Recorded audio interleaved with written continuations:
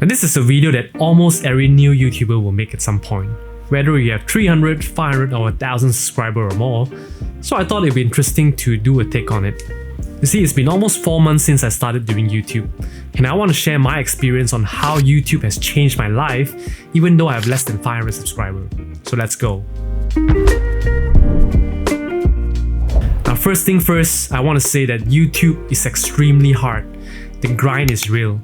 Making videos week after week, staying consistent and pouring hours into editing, only to get what?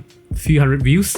It's tough, I won't lie. I had moments where I questioned myself, is this even worth it? And I used to think that doing YouTube means flexible working hours and freedom, but instead, you're working almost 7 days a week. But over time, I started to realize that YouTube was giving me way more than just numbers, but instead, it changed a lot of aspects of my life.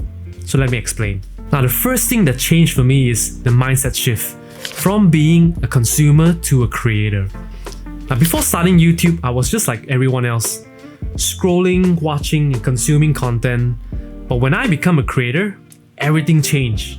Instead of just watching, I started analyzing how do they tell stories, how do they edit, what makes a video more engaging, what topics are people more interested to watch. I become way more intentional of how I consume content, and that mindset alone is a game changer. And the second thing that has changed for me is the power of documenting my life. And this is another unexpected change. YouTube gave me a purpose to document my life. You see, back then when I go out, whether it's to a cafe, playing golf, or even a vacation, I used to just go, be there, walk around, have some fun, spend money, let time pass, and that's it. But now, I'm way more intentional with every activity that I do. And when I attend something interesting, I film, capture moments, and I create something out of it. Whether it's for B-roll or vlogs. And because of that, my activities become way more meaningful and enjoyable. Even the smallest moments feel like they have a purpose. Now, the third thing that's changed for me is helping people beyond my circle. Now, at first, I thought who was even going to watch my videos? But then, people started leaving comments. People I didn't even know started saying my videos helped them, inspired them, or even gave them a new perspective. And the comment wasn't many, but I was still happy to read through every single one of them. And that's when it hit me.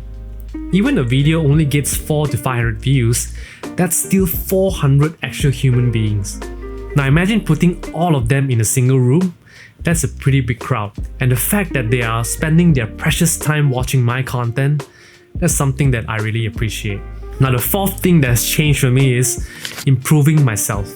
So let's talk about self-improvement, something that I always talk about in my videos. I used to think that I was a pretty confident person.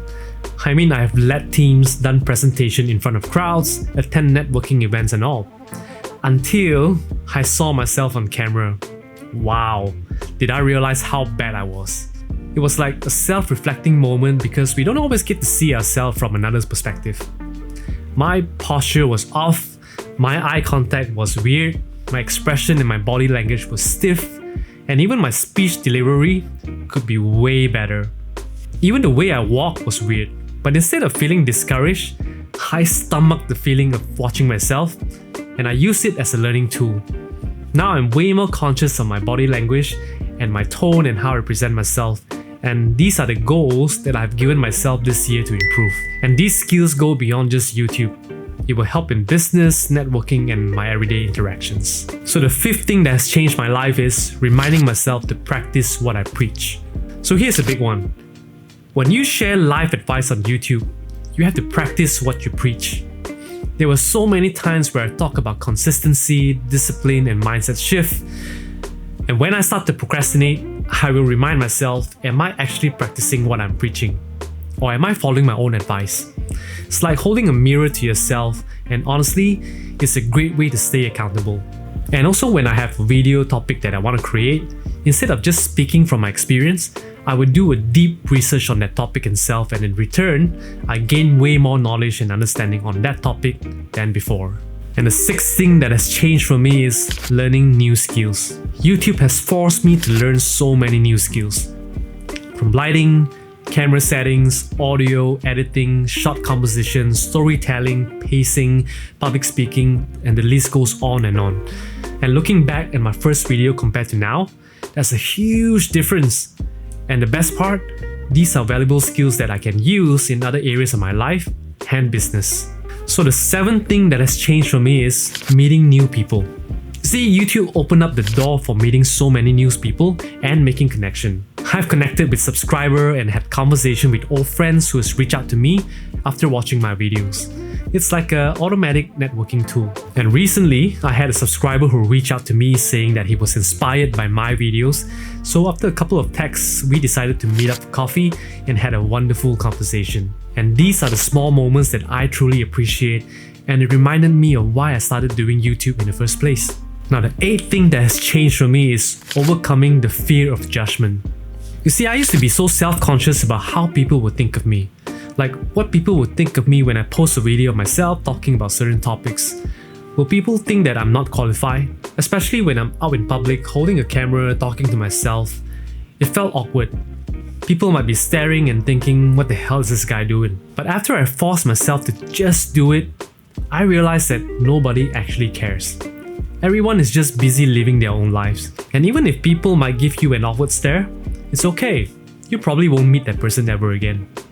And if anything, people really appreciate the authenticity, they respect the effort, and they can feel it through your videos. And once I got through that mental block, it changed everything for me. Now, another thing that changed for me is discipline and consistency.